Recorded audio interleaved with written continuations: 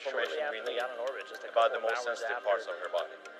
He's going to give us information about her body loads and the seat loads, and we're going to use all that information to analyze and make sure our predictions are correct, to design, test, and understand exact behavior of the seat system in Crew Dragon. From liftoff to splashdown, essentially she is going to tell us how she feels during the whole mission. We also have a microphone around her ears, so we're going to hear whatever she hears. The goal of this mission is to make sure that the crew are going to be safe, comfortable, and enjoy the ride on the Dragon. During a nominal ascent, the crew will feel like they're riding on an exciting roller coaster ride. On the way back, during a nominal splashdown, the crew will feel like they are diving into a swimming pool. Interestingly, this is not the first time we're using this technology to make sure that the crew are going to be safe. The first time was in 2015 on the paddleboard test. In addition to these tests, we're doing a lot more testing to make sure all the worst case scenarios are understood, the crew are going to be safe, and all our injury metrics are within limits. We're going to be using this technology again in the future. In fact, Ripley is going to be flying in our in-flight abort test later this year. We're not going to be getting real-time data for this mission. Once Ripley comes back home, she is going to give us all the data, and that's going to get us one step closer to human spaceflight for everyone.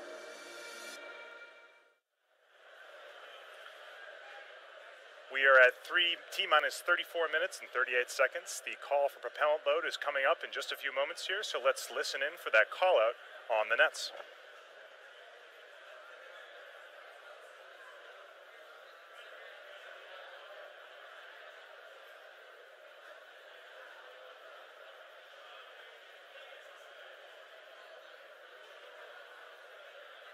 So in a second here, we'll get an image of the inside of Dragon. All right, so some of the easiest to spot differences between Crew Dragon and Cargo Dragon. First, notice these white composite panels. Those are there to close out the crew's habitable cabin space from the spacecraft's primary structure, as well as the components behind those panels that the crew does not need to access. Another very noticeable interior change is that we've added carbon fiber seats, which are custom sized for each crew member. Crew Dragon can fit up to 7 astronauts, but our first crewed flight will have 2 astronauts, followed by operational missions which will carry 4, each of them wearing a SpaceX designed spacesuit. And as you can also see in the video, there's also a touchscreen control panel. While Dragon is fully autonomous, we have added this for redundancy so that the crew can navigate the spacecraft manually in the event of an emergency. And those NASA astronauts have been working with SpaceX from early on to provide input into Crew Dragon's design. Right now they're finishing their training on all of the features of the spacecraft and the spacesuit, using simulators and other exercises in advance of that first crewed mission. And just like the seats, the spacesuit is individually fitted for each astronaut, designed to completely protect them from the vacuum environment of space. While the spacecraft obviously is the primary means of protecting those astronauts, the suit can act as a critical backup in the case of an emergency. And one final interesting point of distinction for Crew Dragon is once again we have windows on the spacecraft, so the crew can look out into space during the flight, providing not only cool views, but also helping them to view the station and orient Dragon during manual piloting. Now let's not forget about Falcon 9. The design of our rocket is just as critical to the DM-1 mission as is the spacecraft. We have been launching Falcon 9 since 2010 to carry Cargo Dragon, as well as customer satellites inside of our fairing. But the rocket was built from the very beginning with the ultimate goal of carrying people in mind.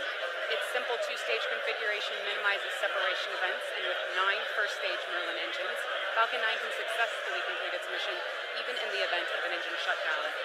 Both F9 and Dragon are designed to be reusable, and SpaceX has reflown 6 Dragons and 19 first-stage boosters to date.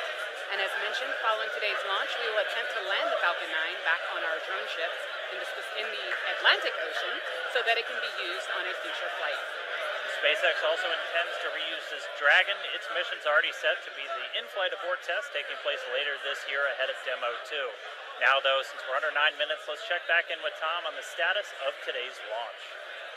Thanks, guys. We are at 8 minutes and 30 seconds until launch. The excitement here at SpaceX headquarters is palpable. Just a quick update on the status of the rocket and the Dragon. The Stage 1 and Stage 2 are almost fully fueled with both RP-1 and oxidizer. The range is good to go. We are monitoring the weather's all looking good to go for launch. No issues with upper level winds or ground level winds or any lightning. The weather's actually looking really good at the Cape. As John Ensbrucker always says, the weather is the one thing that everyone talks about, but the one thing that we can't control. Thankfully, it's looking good for launch today. We're continuing to monitor, but we are going to go over to Kennedy Space Center and see how the space station team is doing with Gary Jordan. How's it going over there, Gary? Hey Tom, welcome to Mission Control Houston. Right here, the teams behind me are looking after the systems of the International Space Station, which is, of course, the ultimate destination of Dragon launching today. Over the next day, we'll be monitoring Dragon through its approach to the International Space Station, and that's when things will really start to pick up when it's just a few kilometers away. 3 crew members on board the International Space Station right now, NASA's Anne McClain, David St. Jacques of the Canadian Space Agency, and Oleg Kononenko of Roscosmos. Really, over the past week, they've been reviewing a lot of procedures for the docking operations and the ingress operations. That's when they actually enter the vehicle. Today, they don't really have much going on, a bit of an off-duty day, because tomorrow, that's when they execute all of these procedures, just over a day from now when Dragon docks to the International Space Station scheduled at 6 a.m. Eastern Time. This is a great time, a blast from the past. The last time that a vehicle docked to this part of the station was the Space Shuttle back in 2011. Again, our job really picks up when Dragon is just a few kilometers away from now. Everything's looking good on the station. Station now 255 statute miles over Central Europe. At the time of launch, the station is scheduled to be over Central Iraq. That's how fast this thing is traveling. Dragon's going to spend some time chasing it down. But this is an exciting time. We have new vehicles coming online to launch humans to the International Space Station. Of course, more humans means more science, which is the one of the goals of the International Space Station, to do scientific research and learn how to explore further on. We're working with commercial providers as well, not just SpaceX. SpaceX also providing cargo to the space station, but we're also working with international partners. But from here in Mission Control Houston, we're going to sit back. We actually have a view of the pad here on the front screen of Mission Control. Tom, we'll take it back to you to take us through the final moments before launch. Thanks, Gary. We are just moments away from our launch of the first crew demonstration mission to the International Space Station. The Falcon 9 engine chill is underway right now. That gets those turbopumps cold enough to pump the liquid oxygen and RP-1 fuel to the 9 Merlin 1D engines at the bottom of the rocket. Strong back retract will start at about T-minus 5 minutes. That's just 30 seconds from now. And the crew access arm is already in the launch position. Around T-minus 1 minute, that's when you'll hear the call-out Falcon 9 is in startup. That means that the Falcon 9 flight computers have gone into startup mode, and they are now autonomously controlling the rest of the countdown. At about T-minus 2 seconds, we will ignite the flight computer will ignite the engines, and we will check the power on those engines for a liftoff at T-minus 0 when the hold downs release. Just a reminder that this is an instantaneous launch window tonight. If we have a hold for any reason, we will have to scrub for tonight, but we do have a backup window at March 5th at 1:38 a.m. Eastern Time. The Dragon team has given us the thumbs up for that the spacecraft is ready to go. The range is also green, and we're looking good. Like I said earlier, the weather is looking fantastic at the Cape for both launch and recovery. With just about 4 minutes and 30 seconds left before liftoff, let's listen into the final countdown on the launch nets.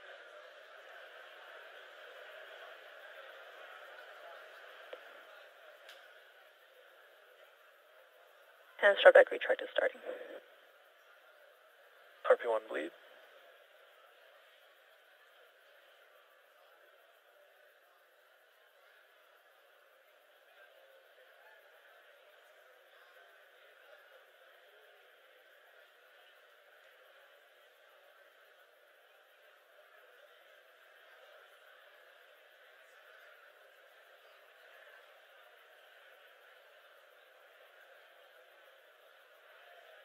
Stage 2 cradle arms are open.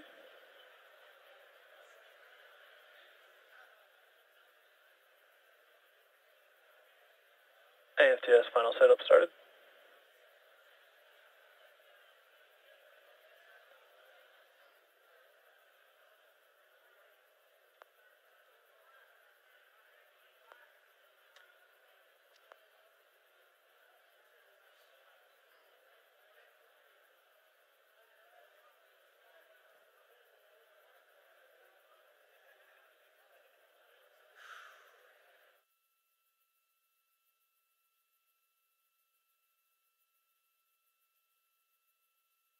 back igniter purges.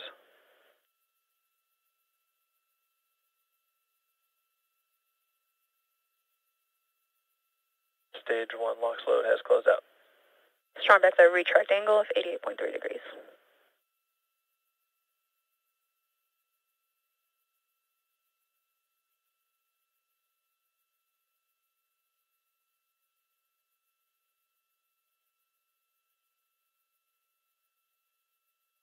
Fogo bleed verification, stage 1.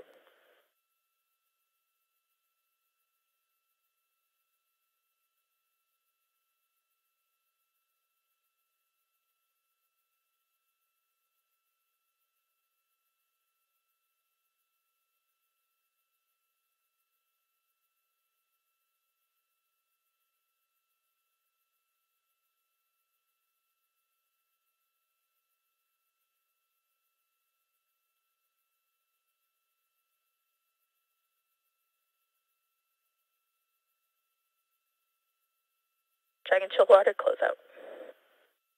Stage 2 LOX load closing out.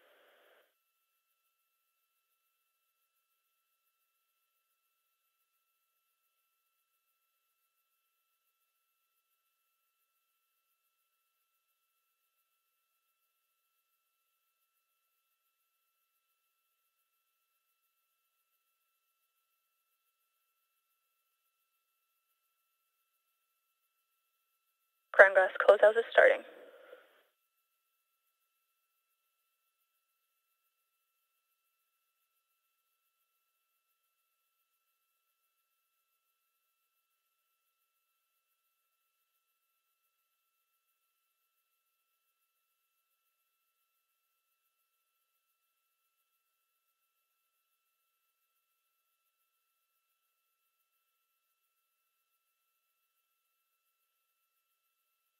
Falcon 9 is in startup. Ground gas closeout is complete.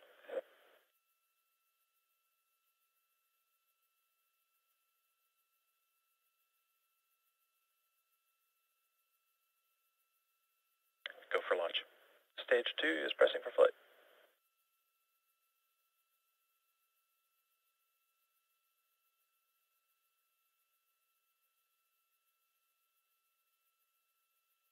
T-minus 30 seconds.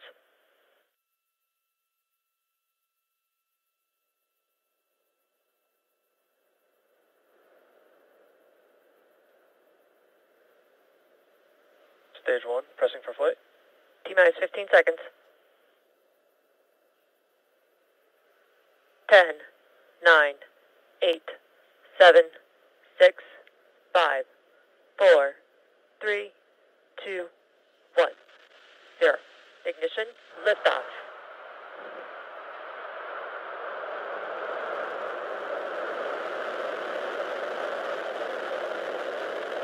Vehicle is pitching downrange.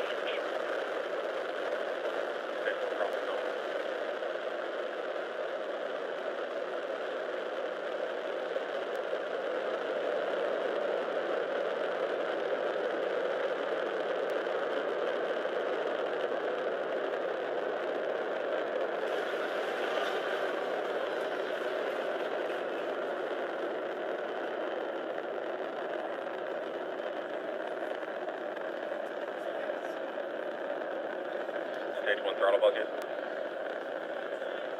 Power and telemetry nominal.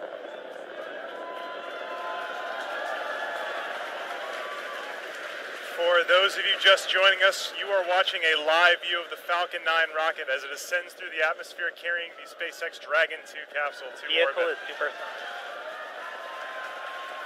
The vehicle just passed through max Q, which is the point of maximum aerodynamic pressure on the vehicle.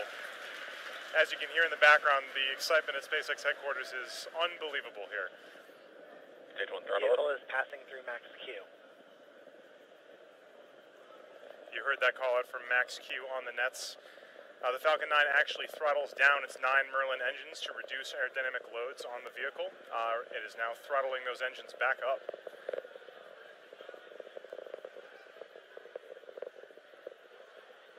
Coming up at T plus 2 minutes and 35 seconds is going to be 3 events in quick succession. The first one is going to be the main engine cutoff, or MECO. That's when the 9 Merlin 1D engines that you can see on your screen right now will cut off shortly before a stage separation at 2 minutes and 38 seconds. Shortly after that, the Merlin vacuum engine on the bottom of the second stage of the Falcon 9 will ignite in what we call second engine start, or SES. That'll be at 2 minutes and 46 seconds. So stand by for main engine cutoff, stage separation, and second engine start coming up in just about 20 seconds from now.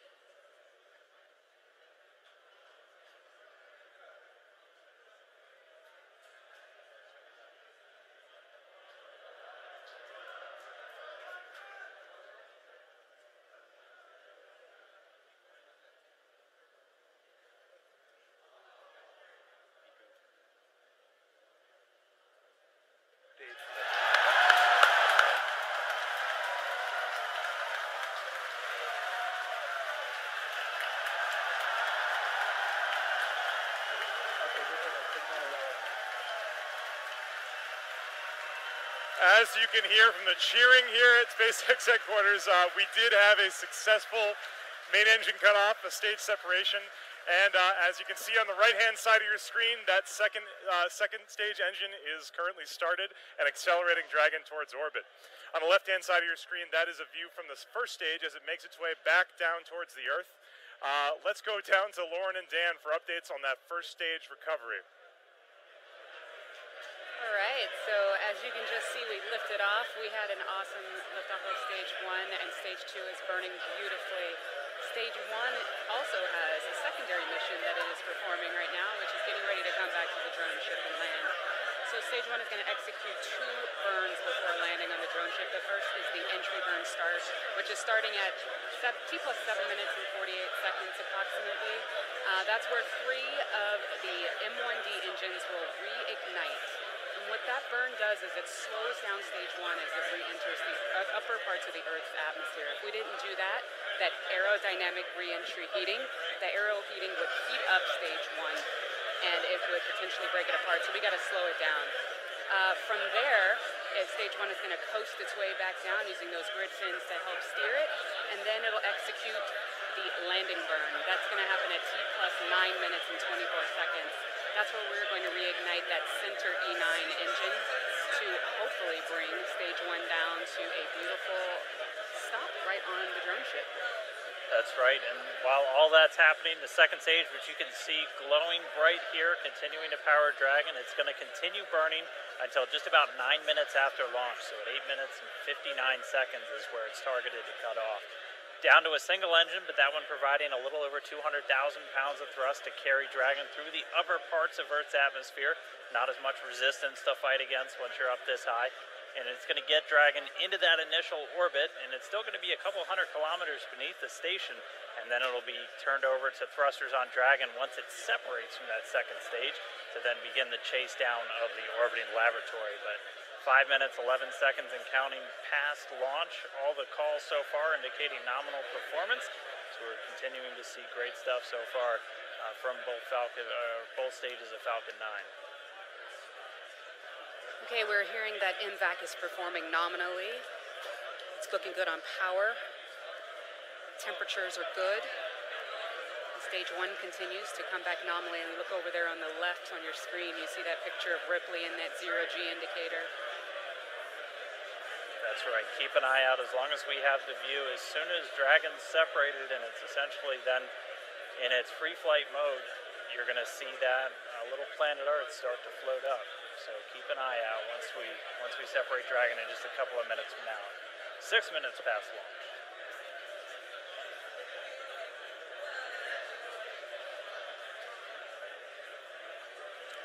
Trajectory continues to be nominal on stage 2.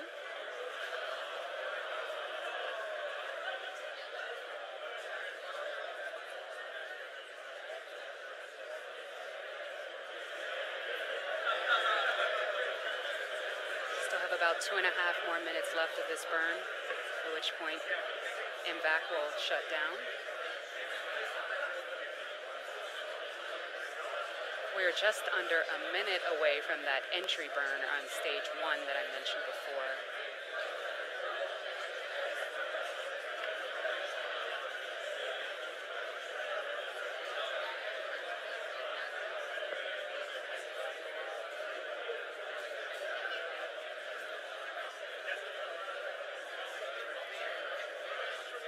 Second stage burn continues to burn nominally. That's right, we're over 7 minutes since that liftoff. Feels like it was 30 seconds ago. Continuing to carry Dragon up. It's going to make it to that initial orbit after it separates. The separation coming about a minute after that second stage cutoff.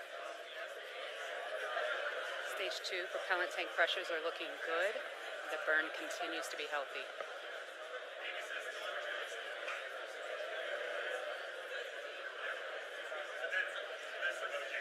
Now coming up in about 10 seconds, that entry burn is going to start. Hopefully we'll have onboard video and you'll be able to watch. Let's listen in on the callouts. Stage 1, FTS is safe. Stage 1, entry burn has started. Look at that plane. Switch 3, M1D engines reigniting. Burn is going to continue on for about another 18 or so seconds.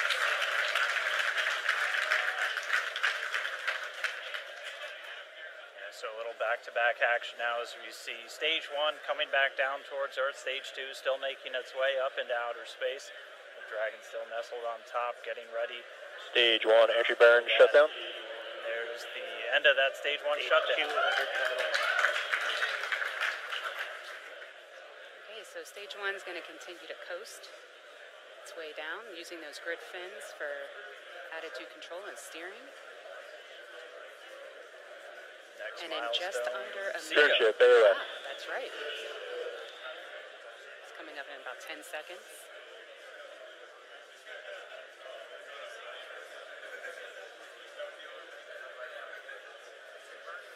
Invex throttling down for Seco.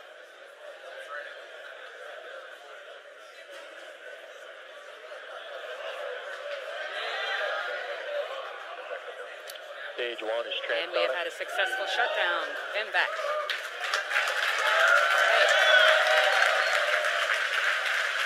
Stage 1 landing burn is supposed to start. At the start of that burn, stage 1 will be traveling at 275 meters per second. That single engine burn is going to bring that from 275 to 0. We did just hear that stage 1 landing burn has started.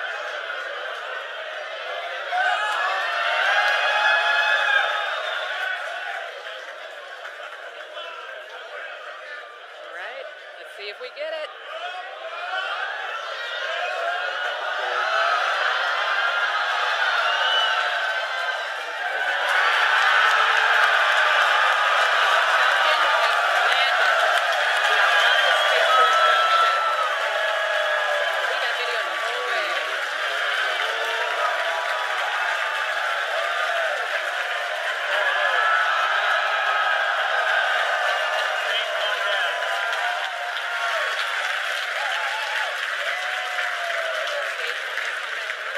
About 500 kilometers away from where it launched from. The vehicle will now undergo its safing procedures. And the recovery team will make sure it's strapped down and it'll make its way back to Earth. Or sorry, back to Cape Canaveral. It's already on. So there's still a lot more to go here. We have Dragon separation coming up. Let's go back to Tom Perderio to cover that next big milestone. Wow, what a landing. Coming up very shortly in just about 20 seconds here, the Dragon spacecraft is going to be separating from the top of the Falcon 9 rocket.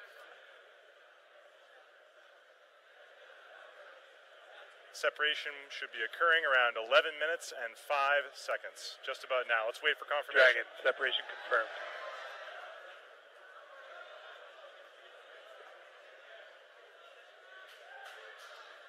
And there it is.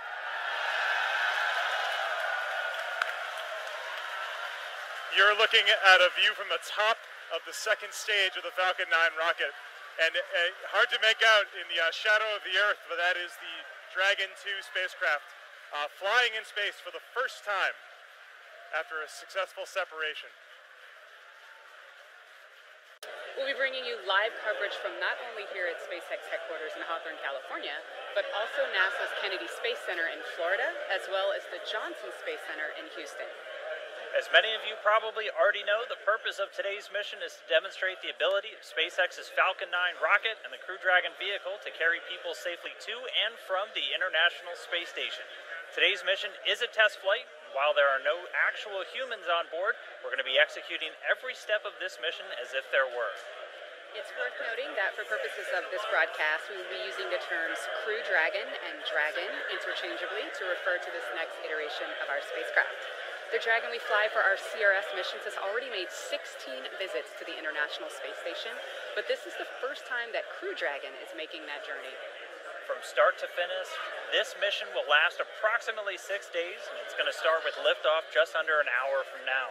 Once Falcon 9 has lifted Dragon into orbit, the spacecraft will make its way to the space station over a period of approximately 27 hours. This time period is a little bit longer than what we anticipate once people are actually on board, but for this mission, it allows ample time to conduct all the necessary testing and demos prior to SpaceX's first docking of Crew Dragon with the space station. Once Dragon arrives at station, it's expected to stay for about 5 days, during which time it'll undergo a series of checkouts of many of the new systems, as well as the ISS interfaces. While it's docked, it'll deliver some cargo to space station that we've launched, but it will also bring some cargo back that the crew will pack up in Dragon on the way back home. At the end of that 5-day dock period, Dragon will depart the ISS for a splashdown in the Atlantic Ocean, where it'll be met by recovery crews and transported back to our site at Cape Canaveral. For everybody watching and following along at home, if you have a question about this mission or any of the upcoming crewed missions, we'd love to answer them later in this broadcast. You can send them in using the hashtag AskNASA on Twitter. It's currently T-minus 38 minutes and 40 seconds, and the SpaceX team is working no issues for launch. Here's where we stand on the rocket, the spacecraft, and the launch.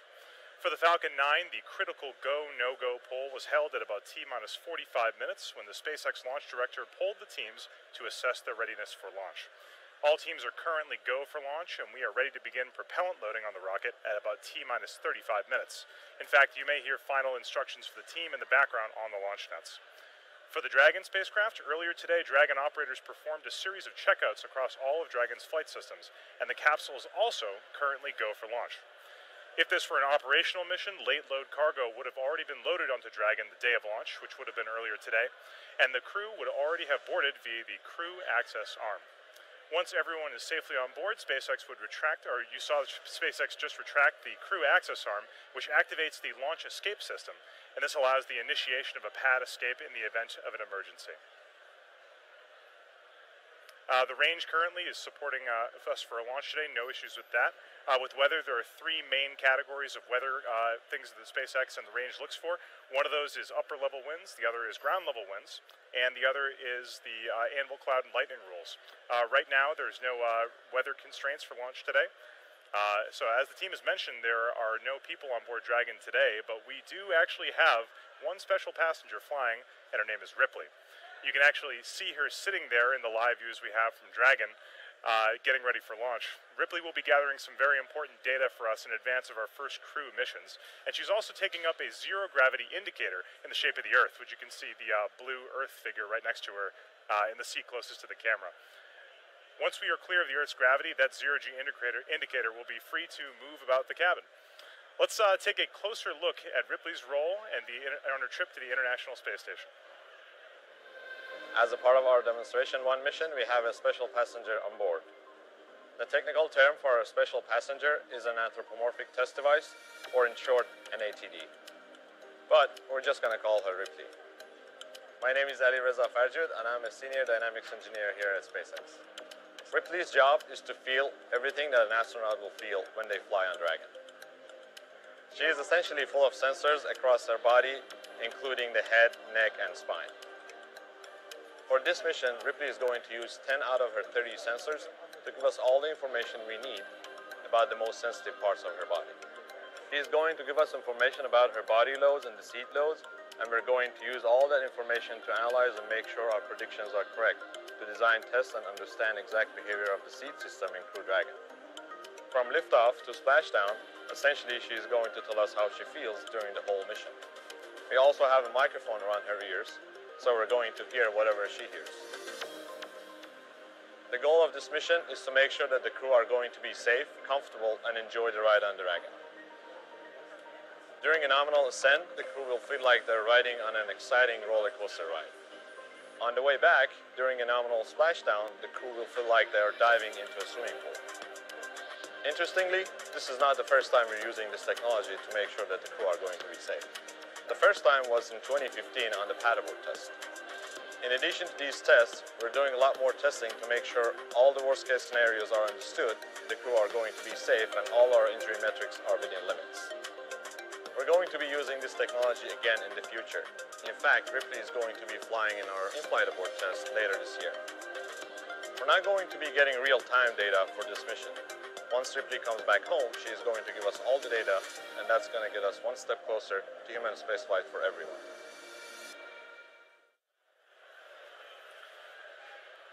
We are at T-minus 34 minutes and 38 seconds. The call for propellant load is coming up in just a few moments here, so let's listen in for that call out on the nets.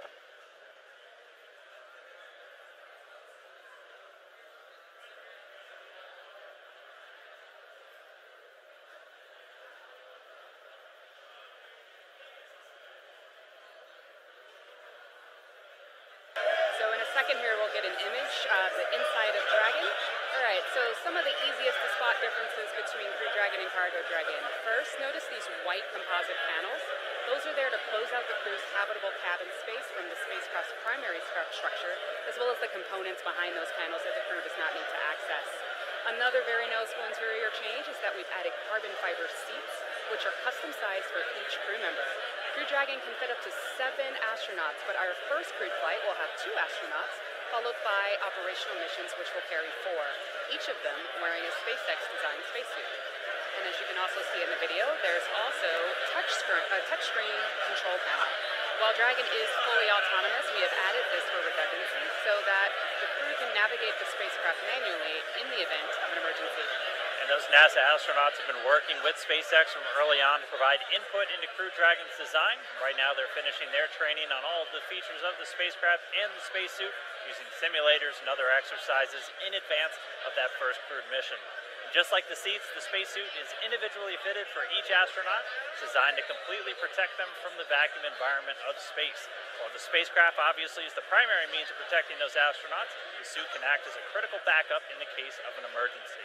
And one final interesting point of distinction for Crew Dragon is once again we have windows on the spacecraft, so the crew can look out into space during the flight, providing not only cool views, but also helping them to view the station and orient Dragon during manual piloting. Now let's not forget about Falcon 9. The design of our rocket is just as critical